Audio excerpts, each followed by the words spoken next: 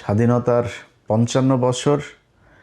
এই ৫৫ বছরে কে কতটুকু স্বাধীন, কতটুকু স্বাধীনতা আপনি ভোগ করছেন, এটা আপনি নিজেরে প্রশ্ন করেন। প্রশ্ন করলে বোঝা যাবেন যে এই স্বাধীনতায় আপনাকে কতটা আপনার প্রতিদিনের জীবনযাত্রার যে মান সেখানে কতটা উন্নয়ন করতে পেরেছে, এটা নিজেরা জিজ্ঞেস করেন। এর উত্তর দুই ধরনের আসবে। এখানে আবার কিছু মানুষ তো উন্নত হয়েছেই, যারা কিনা পাতলা পায়খানা পাছার মধ্যে হালকা একটু লিকুইড বের হইলেই মনে করেন এয়ার অ্যাম্বুলেন্স দাঁড়ানো থাকে, সিঙ্গাপুরে নিয়ে যায়। ওনার কাছে স্বাধীনতার ডেফিনেশন একরকম হবে। ক্যান্সার হওয়ার পরেও যে কিনা ক্যামো দেওয়া খুব জরুরি, সেই ক্যামোর সিরিয়াল পাওয়ার জন্য যে যার কিনা 3 মাস বসে থাকতে থাকতে মারা যায়, ক্যামো দিতে পারে না, তার কাছে ঢাকা মেডিকেলে যান, আপনি ক্যান্সার হাসপাতালে যান, আপনি সোহরাওয়ার্দীতে যান, মিটফোর্ডে যান, ওইখানে যায় পরিবেশ দেখলেই বুঝবেন যে স্বাধীনতা কাকে বলে। ওই মানুষের কাছে জিজ্ঞেস করেন, ও আপনারা বলে দিবে যে স্বাধীনতা কাকে বলে, এই স্বাধীনতায় ওনার জন্য কত উপকার করেছে। আজকে বাংলাদেশের যেটুকু অর্জন শুধুমাত্র একটা জায়গায়, সেটা হচ্ছে প্রবাসীরা দেশের বাইরে থাকে, এরা কিছু ডলার পাঠায়। এই ছাড়া বাংলাদেশের কোনো অর্জন নাই, কোনো জায়গায় কোনো অর্জন নাই। সেই মানুষগুলোরে গিয়ে জিজ্ঞেস করেন তাদেরকেও এই সরকার কতটুকু সুখে রাখতে পেরেছেন। একটা টিকিটের জন্য ঈদে দেশে আসতে পারে নাই। সরকারের তো উচিত প্রতিটা প্রতি 2 ঈদে সবাইকে সমপরিমাণ টিকিটের সমপরিমাণ টাকা দিয়ে দিবে সরকার। আনেন, আপনার দেশে ঈদ করতে মন চায়, ছেলে মেয়েরে পড়ালেখা করেন অস্ট্রেলিয়া, ইংল্যান্ডে, আমেরিকায়, কানাডায়, আর ঈদের সময় তাদের সেই লন্ডন গিয়ে আবার বাজার টাজার মার্কেট টার্কেট করে নতুন মডেলের টাইফোন গোল্ড মোল্ড সব কিনে নিয়ে এসে তারপর ঈদ করতে মন চায়। আর সৌদি আরবের ওই প্রবাসীর ঈদ করতে মন চায় না। ওরে যায় জিজ্ঞেস করেন স্বাধীনতার মানে কি, ও বলে দেবে। আপনার এই মরার স্বাধীনতা তৈরি হয়েছে 1971 সালের যুদ্ধ মধ্য দিয়ে। আপনি মরবেন, এটাই স্বাধীনতা। আপনি প্রজা, আপনি ওদের গোলামি খাটবেন। ওদের একজন মারা যাবে, ওদের পরিবারের রাষ্ট্রীয় শোক হবে। আপনি 25 জন না, 25,000 মারা গেলেও রাষ্ট্রীয় শোক ঘোষণা করা হবে না। এটার নামই স্বাধীনতা। এই স্বাধীনতার জন্যে বাংলাদেশের মানুষ 1971 সালে যুদ্ধ করেনি, যুদ্ধ করেও নাই, এটাও বাস্তব কথা।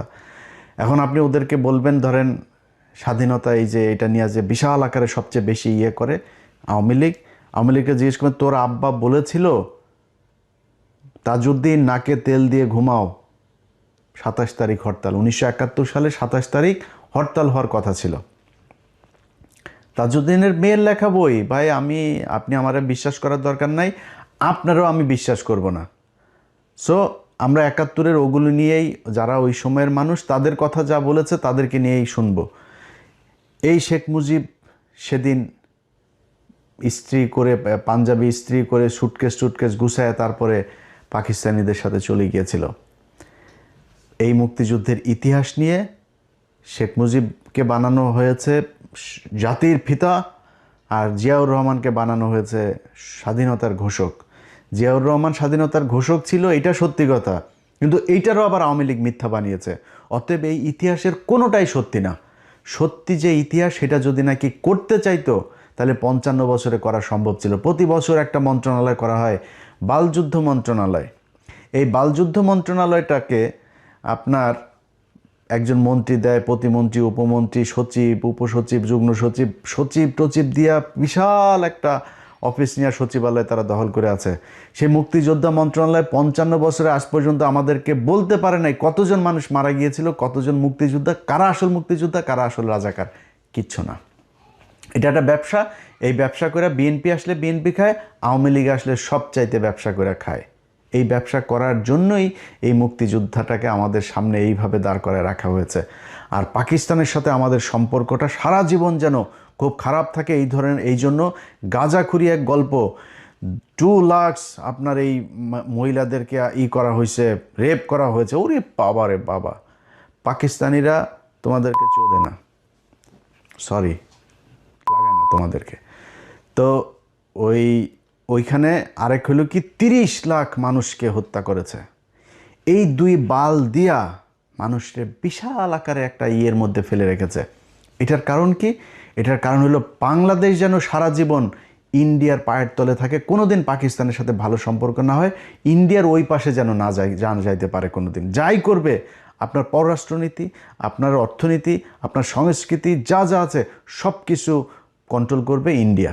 এই জন্যই আমাদেরকে এইভাবে ধরে রাখা হচ্ছে। ভাই 1947 সালে দুই পাকিস্তানের 1000 মাইল দূরে যখন ভাগ করে দিয়ে গিয়েছে না ব্রিটিশরা ওই সময় দুই পাকিস্তানের আলাদা করে দিয়ে গেছে। পৃথিবীতে এমন কোনো দেশ নাই যে দুইটা দেশ এরকম ভৌগোলিক ইয়ের মধ্যে না থেকে আলাদা থেকে কোথাও আছে। পৃথিবীতে কোনো দেশে কোনো জায়গায় আছে আপনি বলেন আলাদা একসাথে? কেউ নাই। তো বাংলাদেশ আর পাকিস্তান কেমনে থাকবে? টুডে টুমোরো তারা আলাদা হইতই, এটা একদম বাস্তবতা। এর বাইরে আমরা কখনোই যাইতে পারতাম না। এক সময় না এক সময় বাংলাদেশ স্বাধীন হয়ে গিয়েছে 1968 সালে, যখন শেখ মুজিব জায়া রয়ের সাথে আগরতলায় গিয়ে বৈঠক করেছে। পাকিস্তানিরা দয়া করে ওরে মাফ করে দিয়ে, ওরা তো ওই সময় ঝুলাই দেওয়া দরকার ছিল, ওরে মাফ করে দিয়ে তারপরেও চেয়েছে একসাথে থাকতে। তারপরেও কন্টিনিউয়াসলি এই পাকিস্তানিদের সাথে যুদ্ধ, পাকিস্তানিদের লোকজনকে মারা, পাকিস্তানি মহিলাদেরকে রেপ করা। শেখ মুজিবারে বেটা ইতিহাস পড়তে হইলে মানে নিয়ে তর্ক করতে হইলে কারোর সাথে তর্ক করবি কোনো বিষয় নিয়ে ন্যূনতম জানবি তো। আমার যদি এখন মেডিকেল টার্ম নিয়ে কথা বলতে পারি, আমি তো টার্মের কোনো কিছুই জানি না। এখন তুই যদি ইতিহাস নিয়ে কথা বলতে চাস, মিনিমাম তোর আব্বা যে বই লিখে গিয়েছে তোরা দাবি করিস, এটার নাম কি? অসমাপ্ত আত্মজীবনী। তোর বাপের অসমাপ্ত আত্মজীবনীর মধ্যে দেখবি এই আদমজি জুট মিলের যে মাঠ, এই কলোনির মাঠের এখানে একটা পুকুর আছে, সেই পুকুরের মধ্যে শেখ মুজিব বলছে কমপক্ষে 500 পাকিস্তানিদের লাশ এখানে হয়ে আছে, কমপক্ষে 500 এই পানির মধ্যে ভেসে আছে। এইভাবে পাকিস্তানিদের সাথে তিলে তিলে তিলে তিলে বাংলাদেশিদের করা হয়েছে। পাকিস্তানিরা আমাদের কিচ্ছু দেয় নাই, পাকিস্তানিরা আমাদেরকে সব জায়গায় শোষণ করে রেখেছে, পাকিস্তানিদের সাথে পাকিস্তানিরা আমাদেরকে দিয়ে কাজ করিয়ে সব নিয়ে গিয়েছে, এখানে কিচ্ছু করে নাই। বেটা পাকিস্তান গিয়েছে আজকে 55 বছর। এই 55 বছরে পাকিস্তান আদমজি জুট মিল দিয়ে গিয়েছে, আদমজি জুট মিল বন্ধ হয়েছে। নিউজ প্রিন্ট কাগজ মিল দিয়ে গিয়েছে, নিউজ প্রিন্ট কাগজ মিল বন্ধ হয়েছে। এই যে বিশ্ববিদ্যালয়গুলো, ঢাকা বিশ্ববিদ্যালয়ের বেশিরভাগ ফ্যাকাল্টিগুলো, ডিপার্টমেন্টগুলো পাকিস্তান করে দিয়ে গিয়েছে, বেশিরভাগ বিভাগ।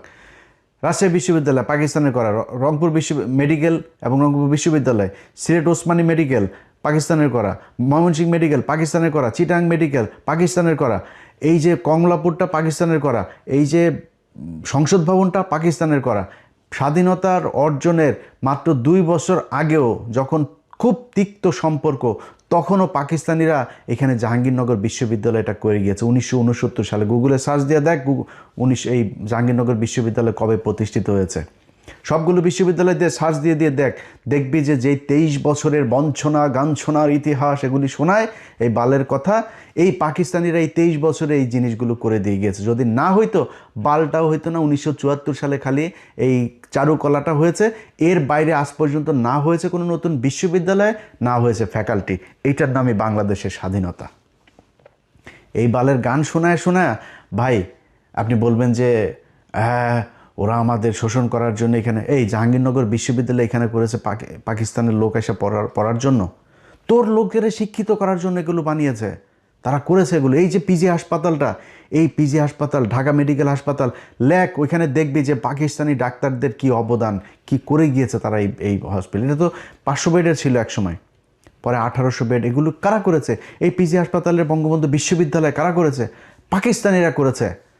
আজকে তাদের সাথে আমাদের বিশাল খারাপ সম্পর্ক। ভাই কোনো সমস্যা নেই, আমি এগুলো বলার মানে এটা না যে আমরা আবার পাকিস্তানিদের সাথে আলাদা হইতে, বা আলাদা হওয়ার দরকার নাই। আমেরিকার সাথে জাপানের আজকে মধুর সম্পর্ক, দক্ষিণ কোরিয়ার মধুর সম্পর্ক, ভিয়েতনামের মধুর সম্পর্ক। ভাই তাদের সাথে যুদ্ধ হয় নাই। আজকে আফগানিস্তানের সাথে রাশিয়ার সম্পর্ক ভালো, একসময় এরা যুদ্ধ করে স্বাধীন হয়েছে ওদের কাছ থেকে। আমেরিকায় আফগানিস্তানকে সাহায্য করেছে, এটাই কৌশল। যার যখন যাকে দরকার হবে, এই ইরানের সাথে রাশিয়ার সম্পর্ক খারাপ ছিল না, তারা আজকে রাশিয়ার কাছ থেকে সব সুযোগ সুবিধা নিচ্ছে না। আমাদের এই সুযোগ সুবিধা যেন আমরা নিতে না পারি, ভারতকে যাতে আমরা ওভারটেক করে কোথাও যাইতে না পারি, এই জন্য এই ধরনের এই গাঁজাখুরি গল্প সব জিয়ে রাখা হয়েছে, যেন পাকিস্তানিদের সাথে আমরা কোনোভাবে কোনো সুযোগ সুবিধা, কোনো চুক্তি, কোনো কিছু করতে না পারি। ভাই পাকিস্তান আলাদা, আমরা আলাদা। আমি আমার কাজে পাকিস্তানকে কাজে লাগাবো, পাকিস্তান পাকিস্তানের কাজে আমাকে কাজে লাগাবে। এইভাবেই চলতে হবে। এখন যদি নাকি আপনি বলেন যে ভারতের সাথে আমাদের যে সম্পর্ক, ভারত হলো আমার ভাই ভাই। ভারত কয়দিন আগে আমাদের তেল দিয়েছে, তেল নাকি কার কার বলতে গেলে আবার মুখ খারাপ হয়ে যায়, বুঝছেন, আমি কন্ট্রোল করতে পারি না। ওদের কার কার নাকি কার কোন দিক দিয়ে নাকি তেল দিয়েছে। আরে ভারত এখন তেল না, ভারত এখন আরও অনেক কিছু দিতে পারে, কারণ ভারতের এখন চিপার মধ্যে আছে, যেই কারণে ভারত এখন আমাদেরকে কোনো না কোনোভাবে একটা করতে হবে। কিন্তু ভারতের আসল চেহারা কি সেটা বুঝবি, সেটা বুঝতে হলে চল একজন একটু বক্তব্য শুনি তোদের ভারতের আব্বার। ভারত আর হাত গুটিয়ে বসে থাকতে রাজি নয়। তারেক রহমানের দেশে ফেরা এবং প্রধানমন্ত্রী হওয়ার নেপথ্যে ভারতের একটি বড় পরিকল্পনা ছিল, আগেই বলেছি। কথা ছিল আওয়ামী লীগের বিরুদ্ধে কোনো প্রতিশোধমূলক রাজনীতি হবে না এবং উগ্র মৌলবাদী শক্তি বিশেষ করে জামাতের প্রভাব নিয়ন্ত্রণ করা হবে। কিন্তু প্রধানমন্ত্রী হওয়ার পর থেকেই তারেক রহমানের ভুল বদল শুরু হয়েছে। ভারতের দেয়া সেই প্রতিশ্রুতির কোনো প্রতিফলন এখন আর তার কাজে দেখা যাচ্ছে না। তিনি জামাতকে মন্ত্রিসভায় জায়গা দেওয়ার কথা ভাবছেন এবং আওয়ামী লীগের উপর রাজনৈতিক নিষেধাজ্ঞা ও আইসিটি ট্রাইব্যুনালের খড়গ বহাল রেখেছেন, বরং চিঠি দিচ্ছেন আইসিটির রায়ের প্রেক্ষিতে শেখ হাসিনা এবং আসাদুজ্জামান খান কামালকে যাতে তাড়াতাড়ি বাংলাদেশে প্রত্যর্পণ করা হয়। দিল্লির কূটনীতিকদের মতে এটি ভারতের সাথে করা বড় ধরনের কথা খেলাপি বা বিশ্বাসঘাতকতা। আওয়ামী লীগের ওপর থেকে নিষেধাজ্ঞার খাড়া তোলার কথা আর উঠছেই না। শেখ হাসিনাকে ফাঁসিতে ঝোলাবার জন্য উল্টে ভারতের কাছে ইউনূস জমানাচ্ছে কড়া চিঠি দিয়ে প্রত্যর্পণ দাবি করছে তারেক রহমান সরকার। এসব কিসের লক্ষণ? এই সব কিছুই কি সেই পুরনো বিশ্বাসঘাতকতার নতুন সংস্করণ নয়? এটা ঠিক, তারেক রহমান সরকারের বয়স সবে 1 মাস। এর মধ্যে চরম সিদ্ধান্ত নেয়নি ভারত, তবে ঘরপোড়া গরু সিঁদুরে মেঘ দেখে ভয় পায়। তারেক সরকারের কাজকর্মে সেই সিঁদুরে মেঘের লক্ষণ কিন্তু স্পষ্ট ফুটে উঠছে। আওয়ামী লীগ নেতাদের জেল মুক্তির কোনো খবর নেই। যারা মুক্ত হচ্ছেন বিচার বিভাগের নির্দেশে নতুন মামলা দিয়ে তাদের আবার ঢুকিয়ে দেওয়া হচ্ছে জেলে।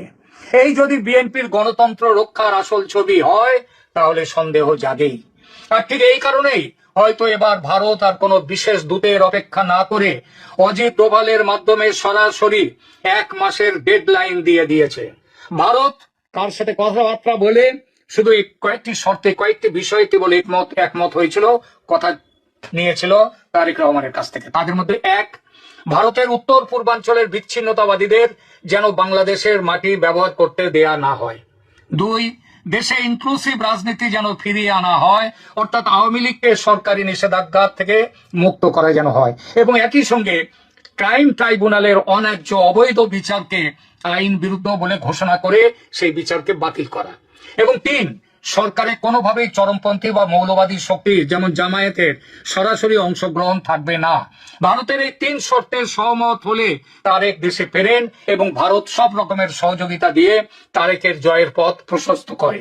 কিন্তু প্রধানমন্ত্রী হওয়ার পর তারেক রহমান কি সেই 2004 সালের মতোই ভারতের বিশ্বাস ভাঙতে চলেছেন? ভবিষ্যতের পথ নিষ্কণ্টক রাখতে শেখ হাসিনার দেশে ফেরা বন্ধ করো, মৃত্যুদণ্ড বহাল রাখো, আওয়ামী লীগকে নিষিদ্ধ রেখে দাও, রাজনীতিতে যেন ফিরতে না পারে আওয়ামী লীগ, যাতে আমেরিকার দালালি করবার জন্য বাংলাদেশ অনন্তকাল তৈরি হতে পারে। দিল্লির রণমূর্তি এই কারণেই, এই জন্যই অজিত ডোভালের চরম বার্তা, কেননা পরিস্থিতি আবার সেই 2004-এর দিকে চলেছে। এই পরিস্থিতিতে ভারত আর হাত গুটিয়ে বসে থাকতে রাজি নয়। নির্ভরযোগ্য সূত্রের খবর অনুযায়ী সেখানে ডোভাল সাহেব কোনো কূটনৈতিক মারপ্যাচ নয়, বরং সরাসরি টাইম বাউন্ড হুঁশিয়ারি দিয়েছেন বাংলাদেশের ডিজিএফআই কে সামনে বসিয়ে। কি ছিল সেই হুঁশিয়ারিতে? 1, আগামী 1 মাসের মধ্যে আওয়ামী লীগের উপর থেকে সমস্ত রাজনৈতিক নিষেধাজ্ঞা তুলে নিতে হবে। 2, আইসিটি অধ্যাদেশ এবং তার অধীনে দেওয়া সমস্ত সাজা ও শেখ হাসিনার মৃত্যুদণ্ডের নির্দেশ বাতিল করতে হবে। 3, যদি এই 1 মাসের মধ্যে কোনো কার্যকর পদক্ষেপ না নেওয়া হয় তবে ভারত তার নিজের স্বার্থ, তার জাতীয় স্বার্থ রক্ষায় যে ব্যবস্থা উপযুক্ত মনে করবে সেই ব্যবস্থা নিতে বাধ্য হবে।